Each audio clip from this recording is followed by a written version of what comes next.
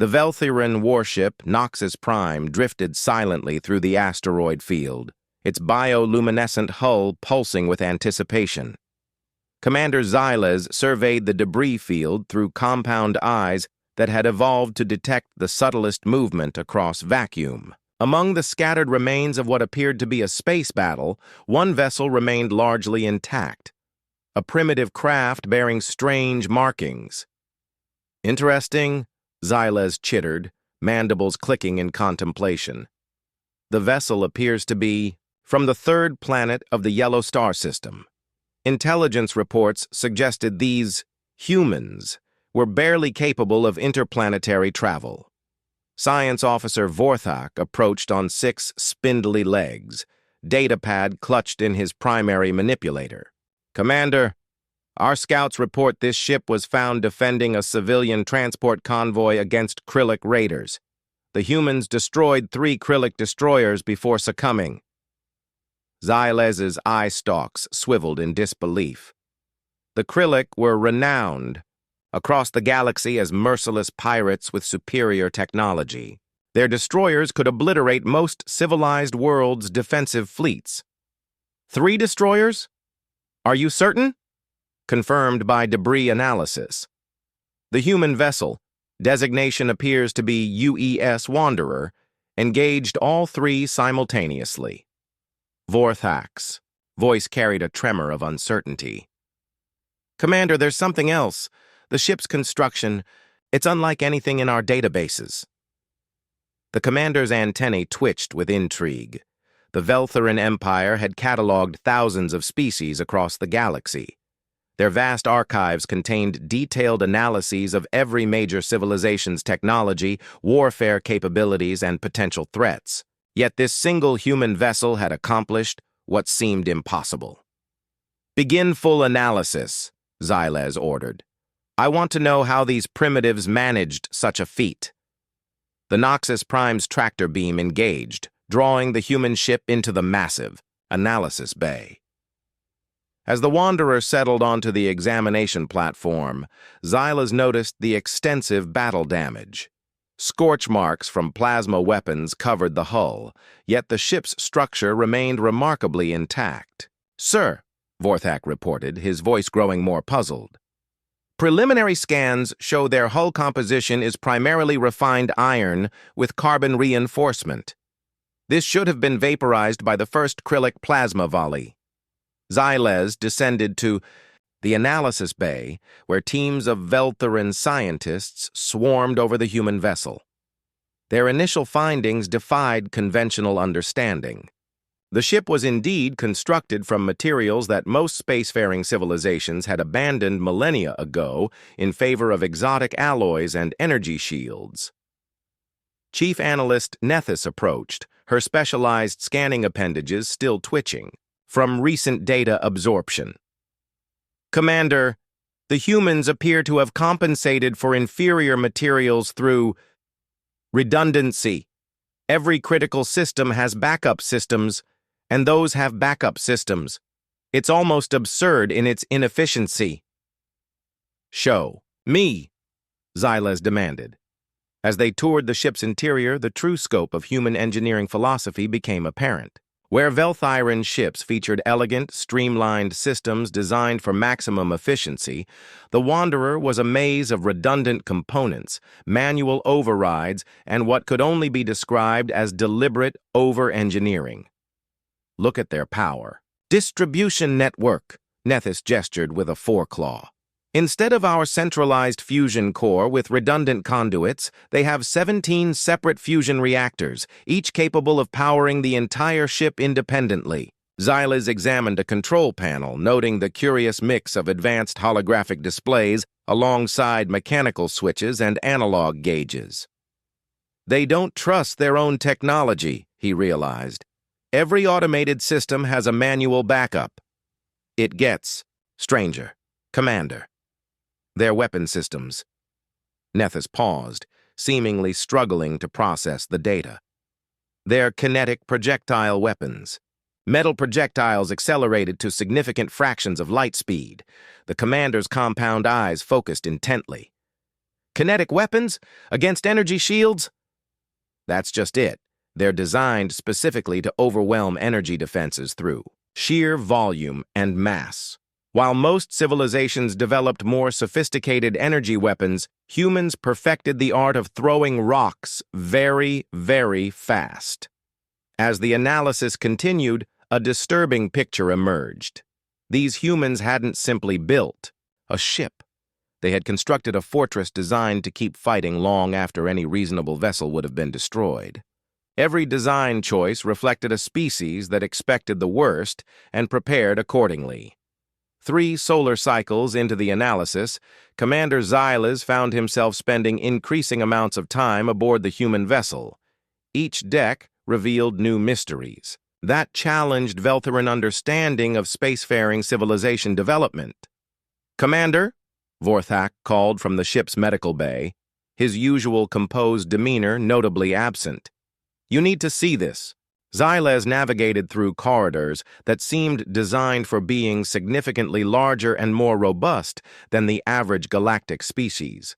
The medical bay itself was a revelation, not merely a healing center, but what appeared to be a complete surgical suite capable of treating trauma that would kill most known life forms.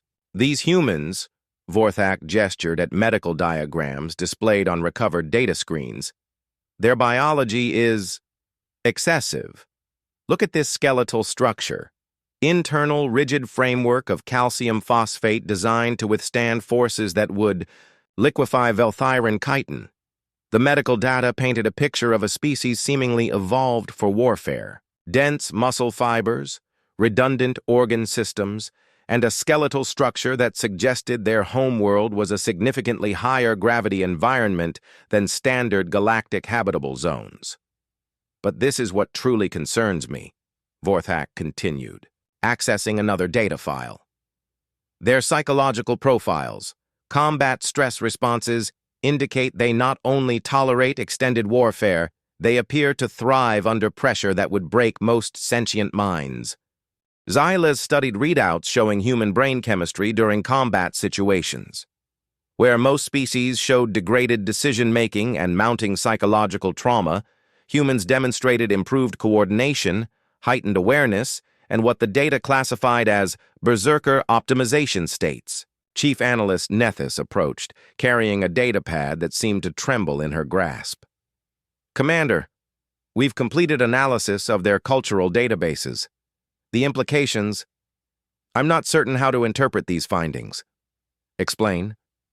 "These humans appear to have spent their entire species development in constant warfare, not just occasional conflicts over resources, continuous planet-wide warfare for thousands of rotations. They've documented something called world wars, where entire continental populations engaged in mechanized slaughter." Xylas felt his antenna droop with disbelief. "Surely you're misinterpreting the data. No species could survive such extended conflict." "Sir, they've fought wars that lasted decades, conflicts that killed hundreds of millions of their own kind, and somehow this made them stronger." Nethys accessed historical files showing images of devastated cities rebuilding, populations recovering, and technological advancement accelerating in response to destruction. The commander studied footage of human combat operations, soldiers advancing through conditions that would have sent most galactic species into hibernation or death. They fought in toxic atmospheres, extreme temperatures, and radiation levels that should have been instantly lethal. "How is this possible?" Xylas wondered aloud. "Sir," Vorthak interjected, "I believe I understand their ship design philosophy. Now! They don't build vessels, they build survivors. Every human ship is designed to continue fighting even when catastrophically damaged, because that's their natural state." As if to emphasize the point, they discovered the ship's armory. Conventional. Wisdom suggested advanced civilizations would carry sophisticated energy weapons requiring minimal maintenance. The Wanderer's armory contained thousands of projectile weapons, chemical explosives, and what appeared to be close combat implements designed for use when all other systems failed. "Look at this." Nethys indicated a particular weapon. A simple, metal blade with an edge maintained to molecular sharpness. They call it a combat knife. Even their hand-to-hand weapons are designed to remain functional indefinitely. More disturbing were the personal logs recovered from crew quarters. Rather than expressing fear or despair about their final battle, the human crew had recorded messages filled with what their database translated as grim satisfaction and honor in duty. One recording particularly unsettled the Velthiran analysts. A human engineer, gravely wounded and working to repair critical systems while the ship burned around him, had recorded, "If we're going down, we're taking every last one of these bastards with us. That's what humans do. We make the other guy pay."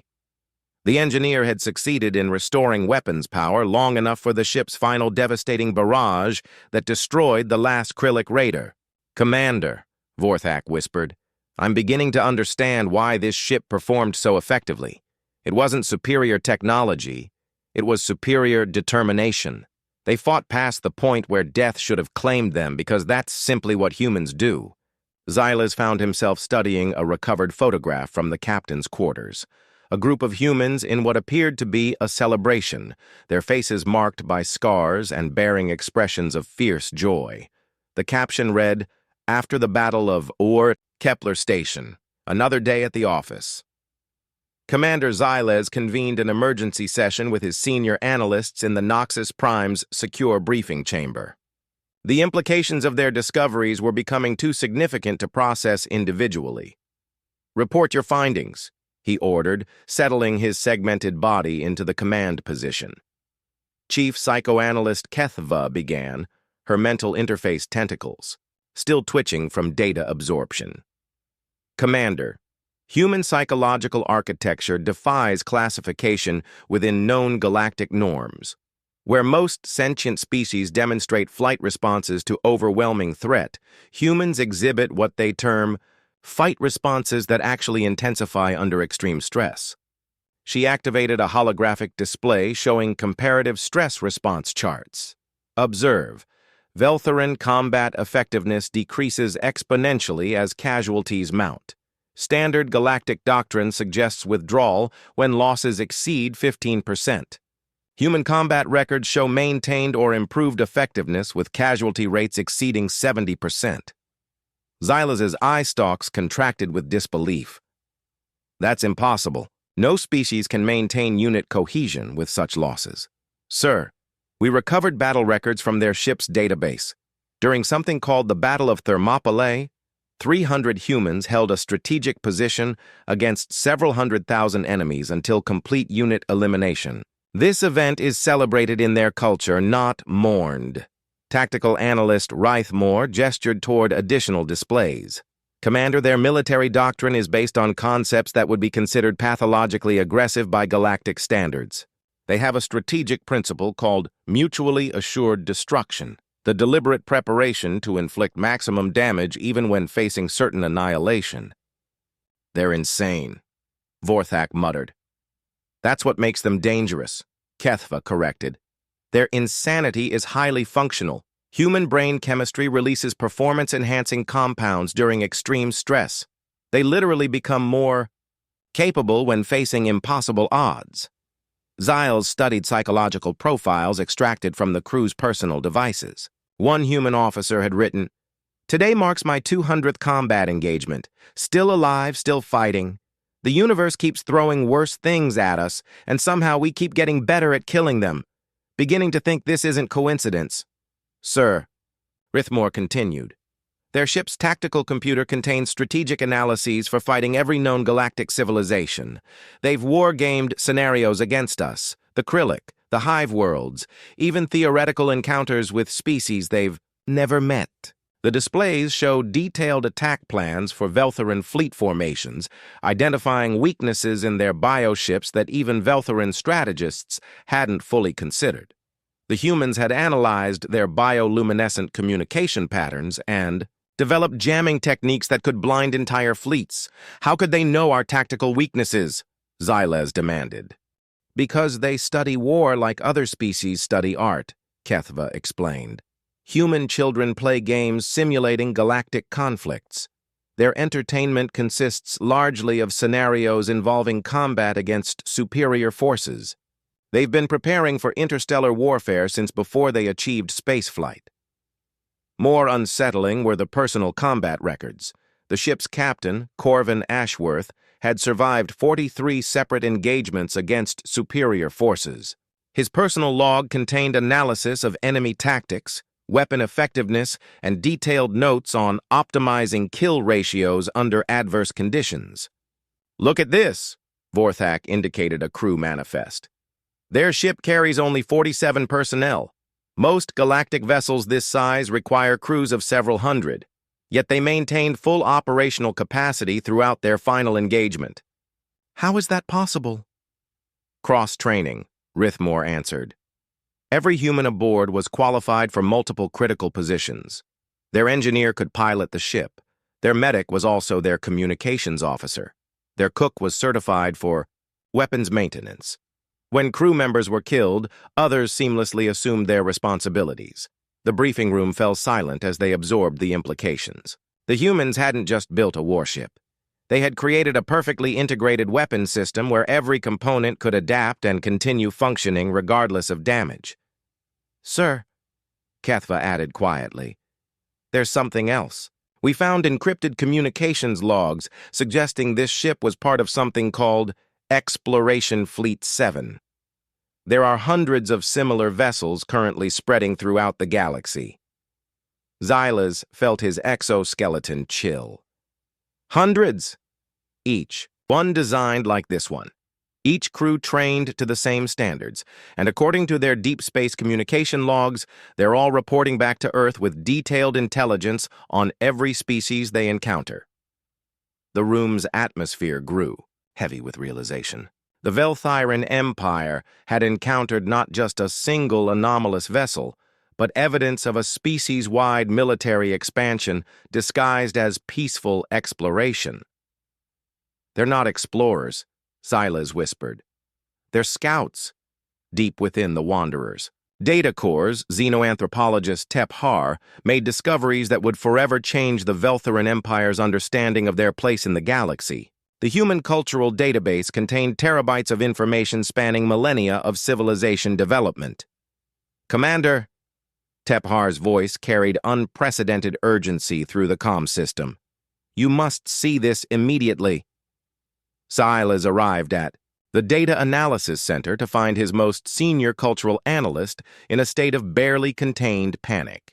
Holographic displays surrounded them, showing everything from human art to military doctrine, technological development to philosophical frameworks. "What have you found?" "Sir, human civilization isn't just warrior-focused, it's warrior-optimized. Every aspect of their culture, from children's games to highest art forms, revolves around conflict resolution through superior violence application." Tep Har activated displays showing human entertainment, gladiatorial competitions, strategics, games involving miniature armies, stories celebrating individuals who fought impossible odds. They don't just tolerate violence, they worship it. Their greatest heroes are invariably warriors who died gloriously in battle. More disturbing were the technological development patterns. "Look at their innovation timeline, Commander. Every major advancement correlates directly with military necessity. They invented flight to gain tactical advantage. Space travel emerged from weapons delivery systems. Their computer technology developed from battle coordination requirements." Xylas studied charts showing human technological progression. Unlike most species, who developed advanced technologies for comfort and efficiency, humans consistently prioritized military applications first, civilian benefits second. "But this is what truly concerns me," Tep Har continued, "accessing deeper cultural files. They have a concept called rules of engagement, self-imposed limitations on their own lethality during warfare." "Limitations? Why would warriors limit themselves?" "Because, sir, they're so inherently destructive that they had to develop ethical frameworks to avoid exterminating themselves. These aren't natural warriors. They're apex predators who evolved intelligence specifically to optimize killing efficiency. The cultural database revealed humanity's position as the sole surviving intelligent species on their homeworld. Evidence suggested at least 6 other sentient species had evolved on Earth, all eliminated through competition with expanding human populations. They didn't just defeat other species, Commander. They absorbed their best traits. Human genetic diversity suggests interbreeding with at least 3 extinct intelligent species. They literally consumed their competition and became stronger. Tephar displayed human mythology and religion. Every human belief system includes detailed concepts about warfare against cosmic evil. They've been psychologically preparing for galactic conflict since before they understood the galaxy existed. One particularly unsettling discovery was human. Literature, stories spanning centuries that consistently depicted encounters with alien species ending in either human victory or mutually assured destruction. They had been imagining and planning for galactic warfare for generations. Look at this work. Tephar indicated a text called Starship Troopers. Written centuries before spaceflight, it describes humans fighting insectoid aliens across multiple star systems. The tactical doctrine matches what we found in their ship's military database. Xylez felt his compound eyes strain to process the implications. They've been preparing for us specifically? Not just us, sir. They've imagined conflicts with every possible type of alien intelligence. Hive minds, energy beings, machine intelligences, parasitic species, even entities from alternate dimensions. Human fiction is essentially a military training manual disguised as entertainment. More troubling were human educational systems. Children learned mathematics through ballistics calculations, studied chemistry through explosive synthesis, and developed social skills through competitive team conflicts. Every aspect of human development prepared them for warfare. "Sir," Tephar whispered, "I found something in their historical records. A document called The Art of War, written thousands of years ago. It contains strategic principles that are more advanced than current Velthiran military doctrine. The ancient human text outlined concepts like winning without fighting, turning enemy strength into weakness, and achieving victory before battle begins. These weren't primitive war concepts. They were sophisticated strategic frameworks that suggested humans had mastered conflict theory before most galactic species achieved sentience. Commander, there's one more thing. Human religious texts contain detailed descriptions of cosmic warfare between good and evil, light and darkness. They believe conflict is the fundamental nature of existence itself. Xylez studied displays showing human prayers, ceremonies, and cultural celebrations. Even their peaceful activities contained military symbolism and competitive elements. They're not just warriors, he realized. They're a species that has weaponized evolution itself. Chief Engineer Vextal emerged from the Wanderer's engine. Compartments covered in the biophosphorescent dust that indicated prolonged exposure to alien technology. His expression carried the weight of discoveries that challenged fundamental assumptions about technological development. "Commander," Vextal reported, his usually steady voice trembling, "human engineering philosophy is completely inverted from galactic norms. Where we design for efficiency and elegance, they design for survival." Xylez joined his chief engineer in the human ship's power core chamber. Instead of the crystalline fusion matrices favored by advanced civilizations, the space was filled with massive, crude-looking reactors that radiated tremendous energy. "These fusion reactors are deliberately over-engineered," Vextal explained. "Each one produces twice the power necessary for normal operations. But that's not the shocking part. They're designed to overload." Overload? That would destroy the ship. Exactly, sir. Every human reactor can be manually triggered to detonate with the force of a small star. Their ships aren't just vessels, they're potential weapons of mass destruction. Technical analyst Morden approached, carrying scanning equipment that registered energy signatures beyond safe parameters. "Commander, We've identified 17 separate self-destruct systems throughout the ship.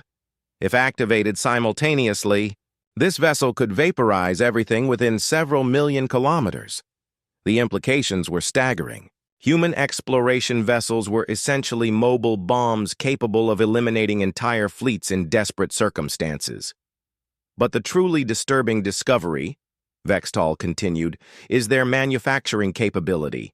This ship contains fabrication, equipment that can construct additional weapons, ammunition, and even spare parts using raw materials. They're completely self-sufficient. Xylez examined the manufacturing bay, where automated systems could literally convert asteroid minerals into sophisticated weaponry. They expected to be cut off from resupply. Sir, they expected to be fighting alone in hostile territory for extended periods. Look at their resource recycling systems. They can maintain operations indefinitely using salvaged materials from destroyed enemy vessels. Morden activated displays showing the ship's defensive systems. Commander, they don't use energy shields like civilized species. Instead, they employ something called armor, layers of ablative materials designed to absorb and distribute incoming damage. Primitive. That's what we thought, sir. But observe. Their armor is designed to fail in controlled ways.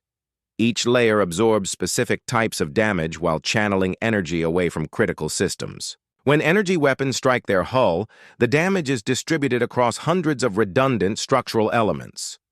The scanning data revealed that the Wanderer had absorbed damage that should have destroyed it dozens of times over. Blast craters, plasma burns, and kinetic impacts covered every surface, yet all critical systems remained functional. They don't avoid damage, Vextal realized. They plan for it. Every system is designed to continue operating while being actively destroyed. More unsettling was the ship's computer architecture. Instead of centralized quantum processing systems, humans used thousands of independent processors networked together. When Velthyran cyber warfare specialists attempted to infiltrate the system, they discovered it was impossible to disable.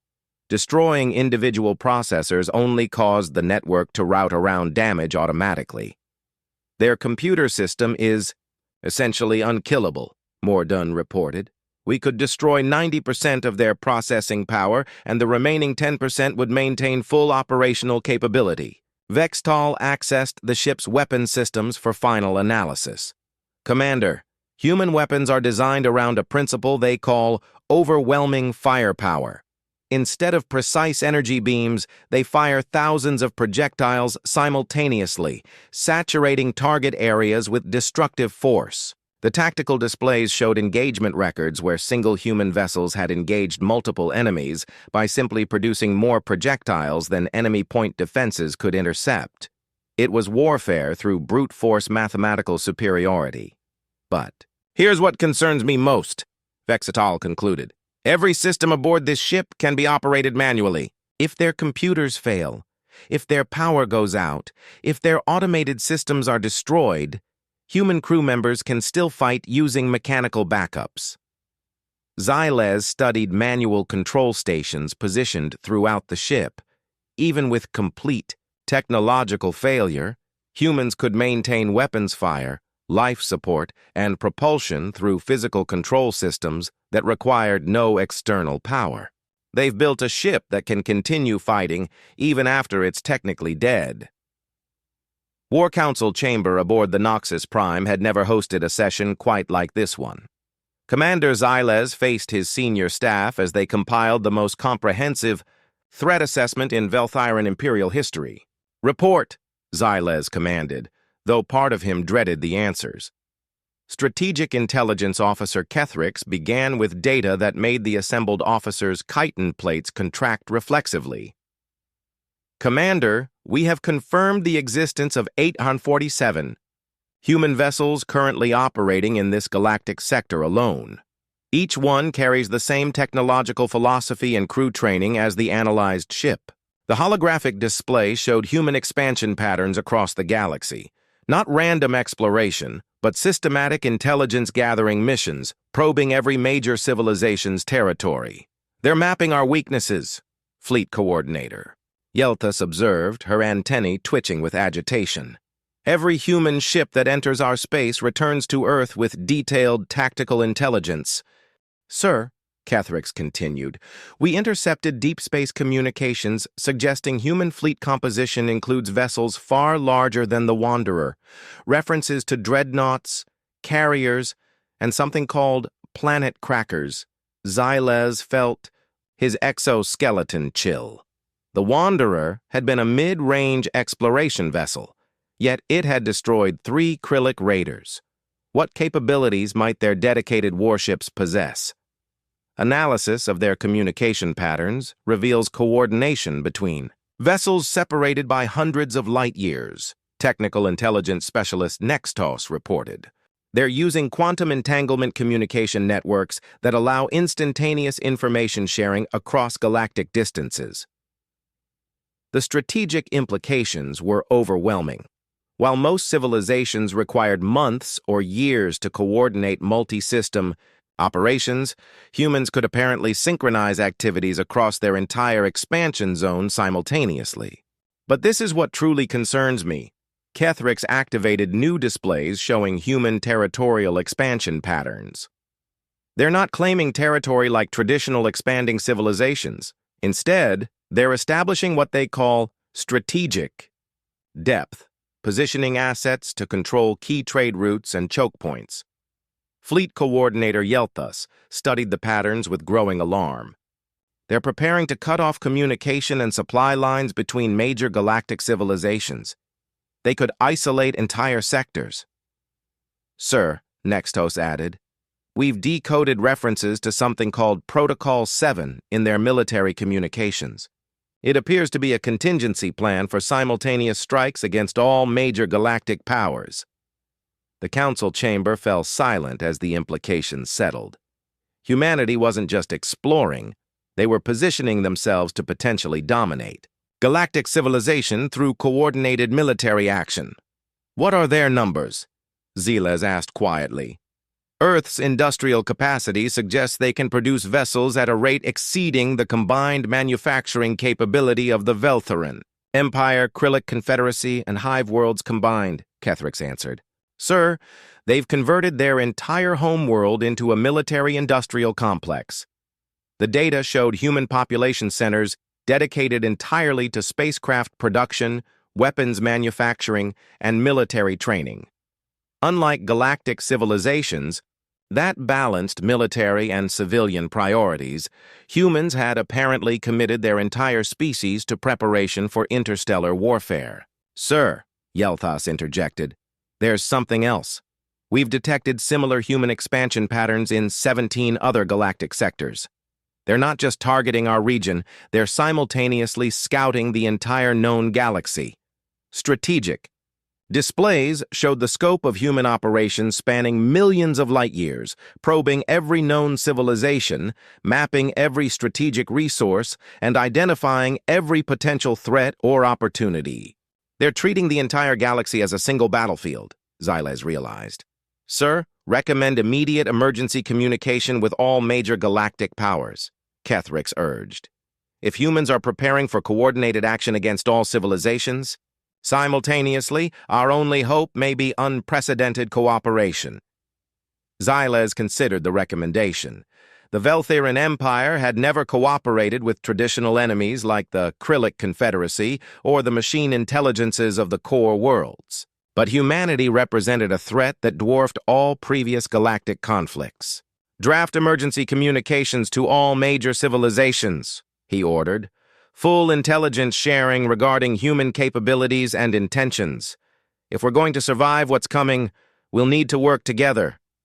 Sir, Nextos added quietly, there's one more thing.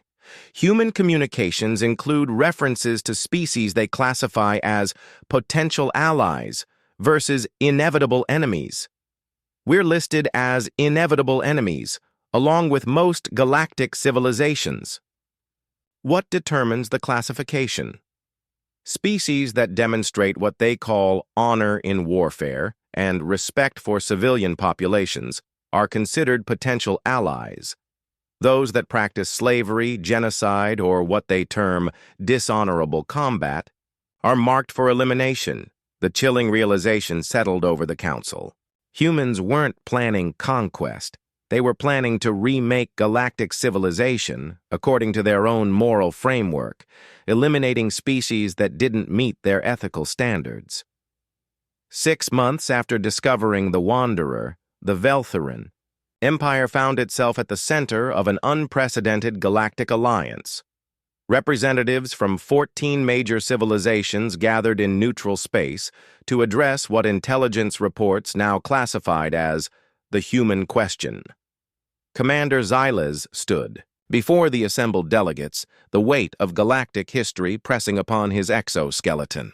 The analysis of a single human vessel had revealed the existence of a species that could potentially reshape the entire galaxy.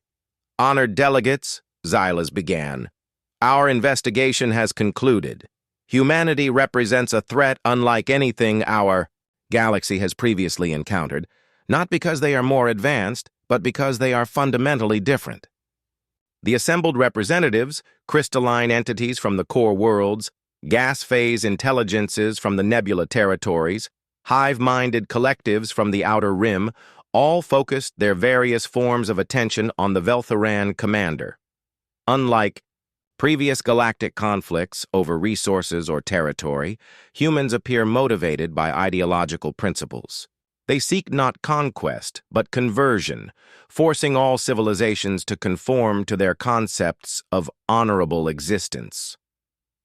Ambassador Krethnal of the Silicon Republics interrupted with harmonic resonance patterns translating as concern. Commander Xylez, surely you overstate the threat. No single species could challenge established galactic order. Honored delegate, we initially shared that assumption. Xylez activated holographic displays showing the complete scope of human expansion. However, evidence suggests humans have been preparing for galactic warfare for centuries before achieving spaceflight. They are not newcomers adapting to galactic politics. They are apex predators who have found a larger hunting ground. The EB displays showed comparative analyses between human and traditional galactic military capabilities. While individual human vessels might be outmatched by advanced civilizations' fleets, their numbers, coordination, and willingness to sustain massive casualties created strategic advantages that pure technology couldn't overcome. More concerning, Xylez continued, is their demonstrated ability to unite disparate groups against common enemies.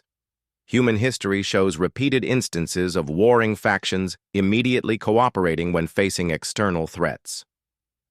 Delegate Vortha of the hive worlds communicated through biochemical pheromone releases. What do you propose? Preemptive strikes against human territories? That may no longer be possible, Xylez admitted. Our intelligence suggests human industrial capacity now exceeds the combined manufacturing capabilities of this entire alliance. Direct military confrontation would result in Pyrrhic victory. At best, total defeat at worst. The assembled delegates exchanged communications in their various formats: harmonic resonances, pheromone clouds, quantum field fluctuations, and bioelectric pulses. The universal translation system struggled to keep pace with the emotional intensity of their exchanges. However, Xylez continued, there may be an alternative approach. He activated new displays showing detailed analysis of human moral and ethical frameworks. Humans demonstrate consistent patterns of alliance with species they classify as honorable. Their own history shows they will cooperate with former enemies who demonstrate what they consider ethical behavior. You suggest surrender? Krethnal's harmonic patterns carried overtones of outrage. I suggest adaptation, Xylez corrected. Humans appear willing to coexist with civilizations that meet their ethical standards. Species that abolish slavery, protect civilian populations, and engage in what they term honorable warfare are classified as potential allies rather than inevitable enemies. The implications rippled through the assembly. Many of the represented civilizations would need to fundamentally alter their social structures to meet human ethical requirements. The alternative, Xiles concluded, is facing a species that has spent millennia perfecting the art of warfare against superior forces. Humans don't just fight, they fight until their enemies no longer exist. Delegate Yethmore of the Machine Republics processed the data through quantum calculations before responding. Probability analysis suggests compliance with human ethical frameworks offers 73.6% survival probability versus 12.3% for military resistance. One by one, the delegates began accepting the inevitable. The galaxy had encountered a species that couldn't be defeated through traditional means, one that had evolved specifically to overcome superior forces through superior determination, coordination, and willingness to sacrifice everything for victory. Very well, Crethnal finally resonated. Initiate diplomatic contact with human authorities. If we must adapt to survive, then we shall adapt. As the Alliance delegates departed to restructure their civilizations according to human ethical standards, Xiles remained aboard the Noxus Prime, studying the Wanderer one final time. The small human vessel had accomplished something unprecedented. In galactic history, it had forced an entire galaxy to acknowledge that evolution had produced a species so optimized for conflict that resistance was futile. Humanity had won a war they didn't even know they were fighting, simply by being themselves. Indict. The aliens' analysis had shocked them beyond measure. They had discovered that the galaxy's newest species was also its inevitable dominant force. Not through superior technology or numbers, but through the simple, terrifying fact that humans never, ever gave up. The Wanderer had lived up to its name, wandering into alien space and forever changing the course of galactic civilization. As Xiles had learned, humans didn't just explore the universe. They conquered it one impossible victory at a time.